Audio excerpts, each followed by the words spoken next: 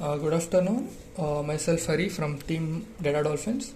So this is our problem statement: wildlife classifier challenge, and we have used the dataset given here itself. So first off, I'll show you the proposed solution.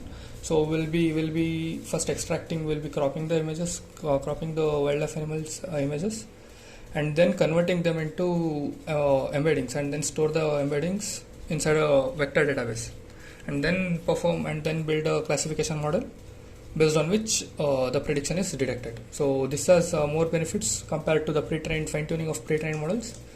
Like I've mentioned in the PPT, it's more efficient.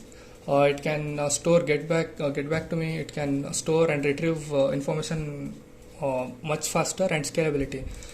In case of pre-trained model, there might be more of work involved when we want to add additional classes. Let's say right now we have trained for only 6 classes. Let's say in future implementations, I want to have 6 more classes. At that time, using a pre-trained model would be more inefficient, because we need to train again and again. But in vector database case, I can just give the images, and all the pipelining has been done. Just giving the images will be sufficient. So it will be cropping the images for of the animal, and then converting it to embeddings, and then performing all the models. And accuracy also will be way better.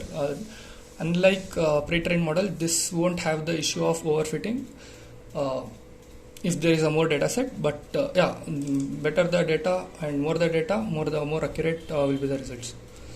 So solutions, all this I'll just walk you through the code itself.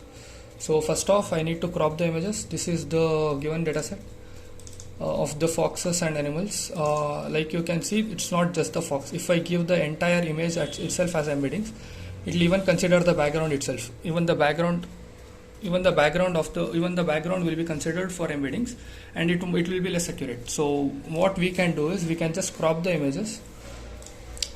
I have just cropped the images of the animals so that only the animal is displayed, not the background. I have tried to reduce as much as background as possible for better accuracy. So I have also considered I have divided it into test and train datasets. I have divided it into test and train dataset, and I have considered some samples where there are some not normal images, if I have to say. Like this image is not complete image, as the background is kind of there is no much of image, and here the lion itself is not, it doesn't have the features of a lion. It has the features of a lion, but the color gradients, it's like a shadow, if I have to say. And here I have a weird looking hyena.